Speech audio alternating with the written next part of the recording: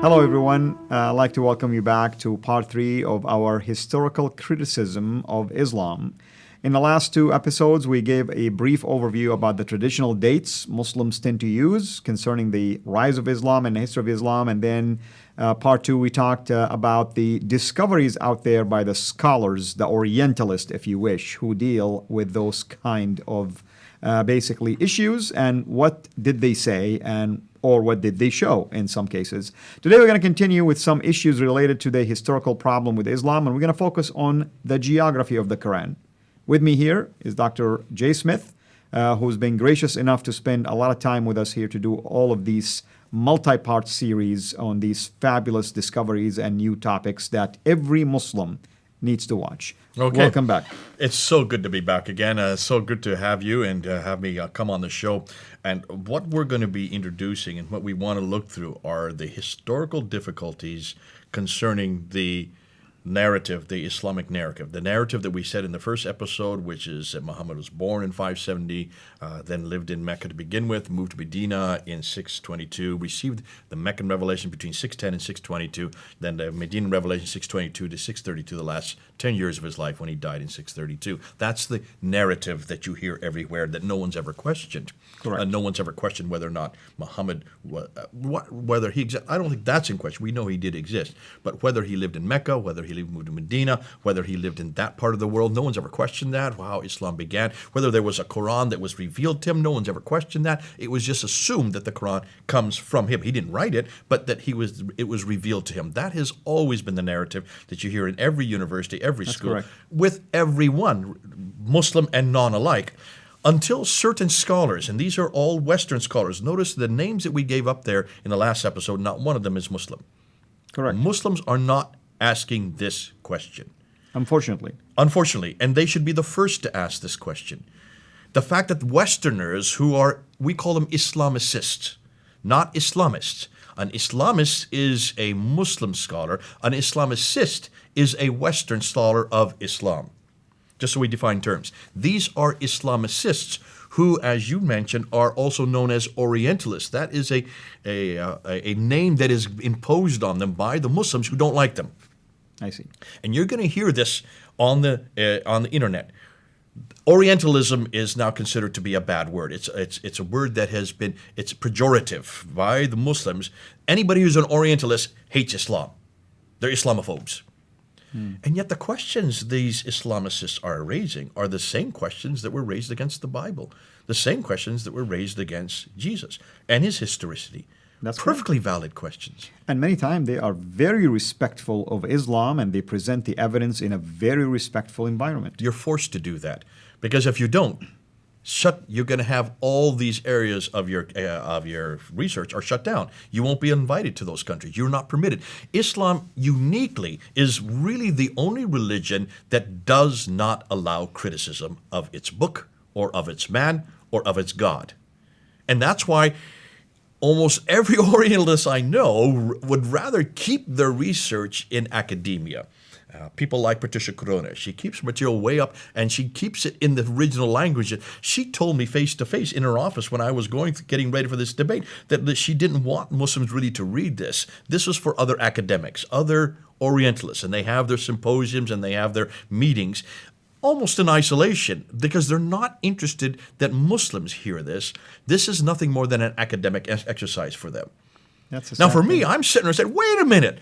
The very people who need to read this are the Muslims themselves. Absolutely. As Christians, we had to read the criticism that was thrown against us. We did not walk away from it. We did not shirk our responsibility. We found and we realized that it jacked us up and said, Christians, get on the ball. If you cannot prove that Abraham existed, if you cannot prove there was a man named Moses, if you cannot prove there was an Old Testament, if you cannot prove who Jehu was or Hezekiah was, then don't even say that these are historical characters. And that's why we then went, and we have now found the Amarna tablets, the Mari tablets, the Ebla tablets, all these genre of tablets that now support the historicity, the period of who Abraham was, what he did, even the customs of Abraham. We got the right man at the right place doing the right thing at the right time. Same thing with Jehu. We now have an image of Jehu. We now have a Taylor prism. You can go to the British Museum and see Hezekiah named by name. We got the right man at the right place in in the right time. That's how specific I have, so that we can pretty much say, and I will say this, and I will be the first to be recorded, there's not one artifact, not one tablet, not one mural, not one artifact anywhere in the world, not one stela or obelisk anywhere in the world that contradicts a properly understood biblical statement. That's correct. Let me repeat that. Not one artifact that we have been able to find anywhere in the world that contradicts a properly understood biblical statement. We could not say that 100 years ago. We can now say it today because we did our homework. And that's why we've done this museum tour of the British Museum. We've had 6,000 people come on that tour just because all the artifacts that the British, God bless them, they went around all over the world, stole everything, and brought it to one building called the British Museum. Had they not done that, this material would not be there for us to look at. And that's why it's important as historians, and I'm telling you, as neutral historians, that we now ask the exact same questions posed against the Bible, good questions, and now ask them of Islam and any religion. And that's an excellent, basically, segue into the topic of geography. Geography, let's then ask this question. And let's put up the slide, because I want people to see the slide that we're talking about. This was the slide. This is now coming from Dan Gibson's material. And Dan Gibson noticed, after working for 25 years in the Arab world, he noticed that when he opened the Quran, and he noticed that there were about 50 to 55 geographical locations. 65 geographical locations. 55 to 65 geographical locations within the Quran. He noticed that only 9 places are named specifically. But this prophet, which is fascinating, because in the Quran, this prophet is only named 4 times. That's correct. All the other times, it's just the Nabi or the Rasulullah. It's just the prophet of God. It doesn't really give him a name, which is odd. You would think it would give him a name. You would expect that if he's in the line of biblical prophets where their names were mentioned hundreds of times. Absolutely. We have 93 references to Isa in the Quran. Many more of Abraham and Moses than there are Muhammad. Correct. Even Mary is mentioned more than Muhammad. That's right. So certainly you ask, this is odd that this man is not named, place where he comes from. It talks about the settlement of the prophet, but only once does it mention Mecca in the entire Quran. And the second time it used 24. Mecca, which is not even the way you say it. That's not even the wrong consonantal text. You can see that as an Arabist. You know what you're talking about there. But what he noticed is that over and over again, 23 times, it kept on referring to Ad. These people from Ad who had contact with this prophet. 23 times. 24 times it referred to these people from Thamud. Now, Ad would be the biblical Uz that we have in the Bible. Thamud would be the Nabateans. So these are well-known people in our Bible. They're well-known historically. These are not mysterious or mythological people. Correct. These are actually historically documented people. 24 times he has his contact with Thamud. 7 times he has contact with people from Midian. That's also the Midianites from the Bible. We know these people. These are well known. But take a look at that map there that we have on that slide and look where Ad, Thamud, and Midian are. They're way up north. And that's strange because if Muhammad was living in Mecca or Medina, you would find him to be concerned about things around his surrounding. Look at Mecca. It's right at the bottom of the map. Absolutely. That's 600 miles between Ad and Mecca. 600 miles distant, unless he had a helicopter and he was going up there back and forth every day, 1,200 miles there and back, there's no way he could have this kind of contact as it says in the Quran. And Dan saw that. He said, this is curious. This doesn't make sense. This character could not be living way up there. He's way down here in Mecca. We've always been told that, in Mecca. It's 600 miles out of that reference point. So when you look at this, look at the slide here. If you look at the comparison, 65 geographical references in the Quran, 9 places named, but they're all in the wrong place. They're 600 miles too far north. When you look at the Gospel of Luke, which is the most historical, probably the most historical gospel we have as far as names, dates, places, and events. That's why we like Luke, because he was a physician. He always placed it and solidified it in history. That's why the book of Acts is so good too. Both Luke and the book of Acts are our most historical books. Just take a look at the Gospel of Luke. 110 geographical references in the Gospel of Luke. 31 places named. Every one of them is in the right place. That's correct. Now, there has been much discussion on it, and that's why in the last 50 to 100 years, there's been lots of discussions about the writer of Luke. Did he get the right person at the right place? In every case, he was correct. When you do a comparison, even the Gospel of Luke is far superior to the Quran when it comes about the historical accuracy of the places that they're talking about. He even said he went and inspected and investigated everything himself. So you've got a problem geographically. Now let's go to problem number 2. And let's put the slide back up again. Number 2 is Mecca. And here's where the rubber really hits the road. Mecca is a real problem. I introduced this problem way back in 1995 from reading about Patricia Crone wrote an entire book called Meccan Trade and the Rise of Islam in 1987. Read that book. And she has 15 chapters on that book, just looking at problem after problem after problem with Mecca. See, there's only one reference. Chapter 48, verse 24 is the only reference to Mecca. But it doesn't tell you anything about it. And it is who hath withheld men's hand from you, and hath withheld your hands from them in the valley of Mecca. So you know it's in a valley. Okay, that's about it. That's all you're going to be told. Mecca, as you said, in chapter 3, verse 94, is not Mecca. As you know, as an Arab, those are different consonants, aren't they? And it talks about a shrine that is there, which is very interesting because I'm sure later you're going to allude to another location that would have had something like this. Okay, we're going to get to that, all right? Now, let's move on to what we're going to do with Mecca. Now, let's put the slide up and let's look why Mecca is so important. According to the Islamic traditions and the Quran, let's just start with the Quran. It's the first sanctuary appointed for mankind was at Mecca or Mecca. They're trying to say that's Mecca or Mecca. That's interesting that they're using both interchangeably there. Mecca is the mother of all settlements, according to Surah 6. It is where Adam and Eve were thrown down to, according to 7:24. It doesn't say Mecca in Surah 7:24. In fact, none of these does it say Mecca at all. Correct. Only once does it say Mecca, but it was thrown down to a location. What Muslims today say that was Mecca. How did they know that?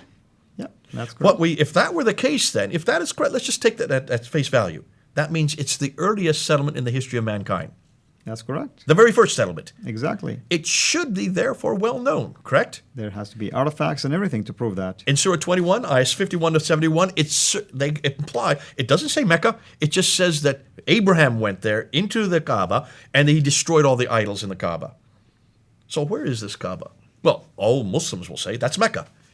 Well, that means Mecca should have existed in 1900 BC when Abraham was living, right? That's correct. So historically, I want to find some reference point that there is a place called Mecca in 1900 BC.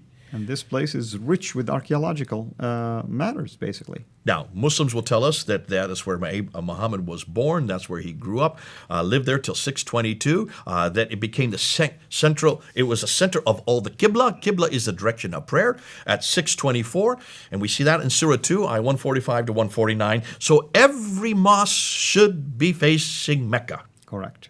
Mecca is the place. Now, it doesn't say in the Quran Mecca. It's just the holy place. That's right. There's no reference to a city. Exactly. Isn't that fascinating? If that is so important, why did they name it? Now, only one reference, as I said earlier, is Surah 48, ayah 24. Now, what we're going to do is we're now going to go and we're going to unpack this. We're going to show you why this is hugely important. When you go back, let's put the next slide up. When you look at Mecca today, according to what the traditions tell us, these are later, what they tell us about this place where this prophet lived is that it's in a valley, that's also in the Quran, and that there's a parallel valley, that it has a stream going through that. We see that in Al-Bukhari, that it has outside is a pillar of salt that this prophet would pass in the morning and then come back in the evening. So it means it has to be right outside of where this prophet lived, whoever this prophet is. That it had fields, according to Al-Bukhari, that it had trees, grass, fruit, loam, according to Tirmidhi, Al-Bukhari, and Al-Tabari talk about that it had olive trees, and that the mountains were overlooking the Kaaba. So there must be mountains right there overlooking the Kaaba. Take a look at that. Mecca, if you look at Mecca, it's not in a valley, there's no parallel valley, there's no stream, there is not even any water there. There's only one well called the Zamzam well. It's the most arid place, one of the most arid places on earth. It never had fields or trees, grass, fruit, loam, and it never had olive trees because olive trees don't even exist that far south. They are only around the Mediterranean. That's right. Everybody knows olive trees only grow around the Mediterranean, 600 miles further north. And there's no mountains overlooking the Kaaba. They're about 2 kilometers, 2 to 3 kilometers away. So Mecca is not in a valley, has none of these listed above, and that's why Dan Gibson was curious. And all of us should be curious. Absolutely. If that is not the case, then you've got a problem. Now I want to look at a series of maps. Look at this map here. This is a Byzantine map from the 7th century. What's missing on that map? Mecca is missing for sure. Okay, and in fact, Medina is mentioned, Yathrib. There you go. Now I want you to look at this map here. Now it says Medina. This is the trade route. Can you notice what's missing on the trade route?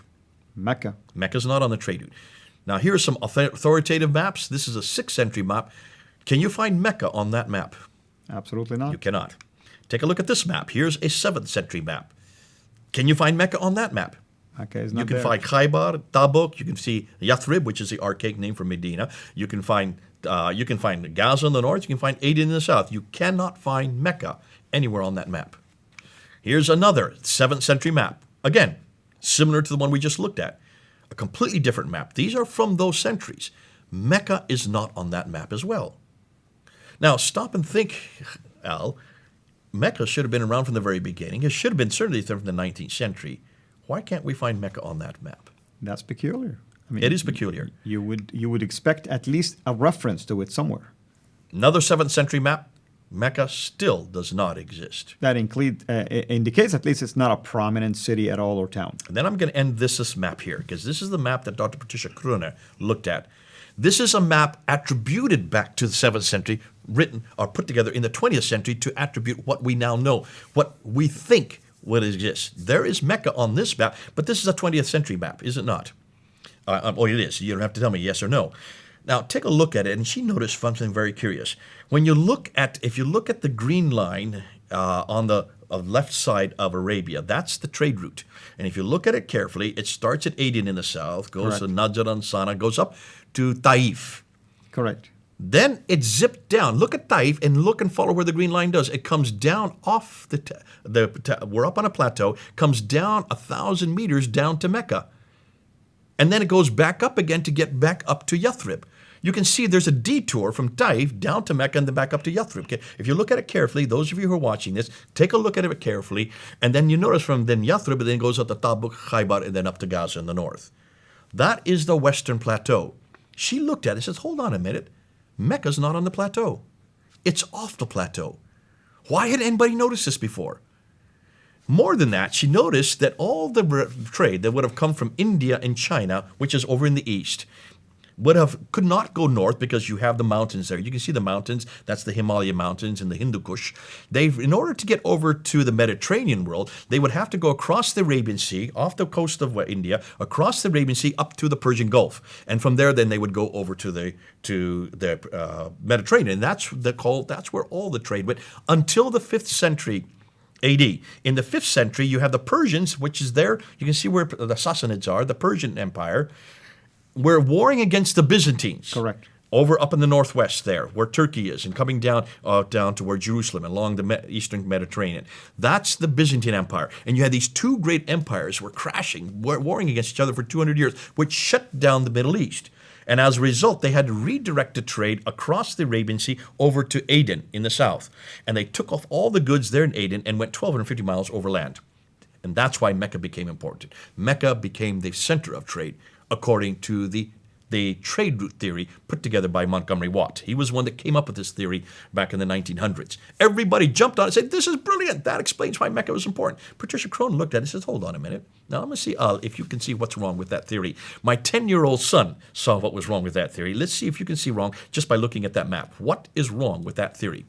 If you go to Taif alone, you're going to notice that what camel can go down a hill like this? Second of all, why would you take mountainous route when you can just go through the Red Sea? Ooh, you got it.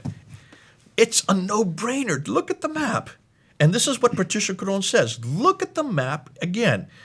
Why would you take all the goods, and let's look at the map again. Why would you take all the goods off at Aden and go 1,250 miles by land when you've got a waterway called the Red Sea going up the west coast? Absolutely. And you can just stop everywhere.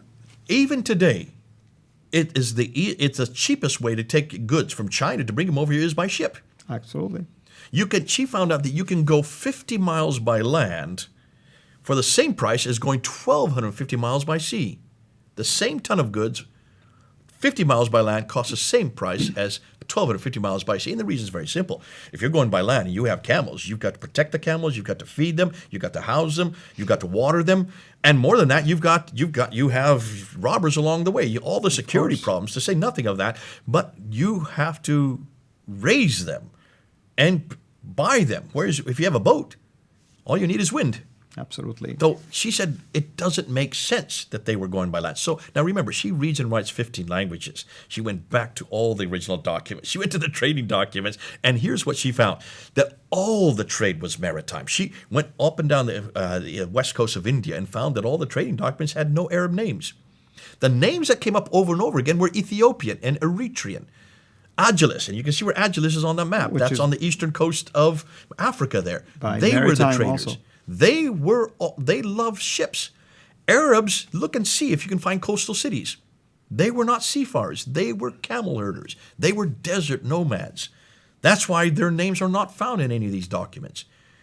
That's historical evidence right there. She said, we have got the wrong narrative here. There was no trade that was international that went through Mecca. Mecca did not control any trade. And she found out that the only trade that went through Mecca was leather and milk that came from the Hadramaut, the southern ports. All the frank and incense, all these different spices and everything. All these spices went up through the Red Sea. They went by boat. Perfume and everything else. All of it went by boat. That's right. Ooh, I love that. Now, that is the first thing we're going to look at. Now, we're going to stop there because we're going to find out. So let me just finish with this one last slide. And that is this here. So she wanted to find any reference to Mecca anywhere. She went through all the trading documents. She went through the historical documentation from the 2nd, 3rd, 4th, 5th, 6th, 7th century, no reference to Mecca anywhere on anything. There you can see the first document that finally mentioned Mecca. That's called the Apocalypse of Pseudo-Methodius Continuata Byzantia Arabica. That's a mouthful. 741 is the first reference to Mecca. I mentioned that back in 1995 in my debate with Dr. Jamal Badawi. That still stands. We're now in 2018. Nobody has been able to find an earlier reference than that. So for 23 years now, they've not been able to dispute that. And we're still putting out to Muslims, find us a date of any reference to Mecca earlier than 741. If you can't find a reference to Mecca, then don't claim that this city existed. It did not exist, certainly in the 7th century AD. It did not exist at the time of Abraham in 1900 BC, and it certainly, therefore, could not have existed at the time of Adam and Eve. So, therefore, what are we going to do with Mecca? We're going to come back to that, and we're going to start ask some really damaging questions. Thank you. And hopefully everybody has enjoyed this particular part that we have covered so far. And when we come back, we'll continue our discussions about the historical criticism and the geographical criticism in this case in terms of Mecca as it relates to traditions versus factual discoveries. Till we meet again, have a blessed day. Thanks for watching. Make sure to like and subscribe so that you don't miss future videos. And please consider becoming a patron on patreon.com/CIRA International.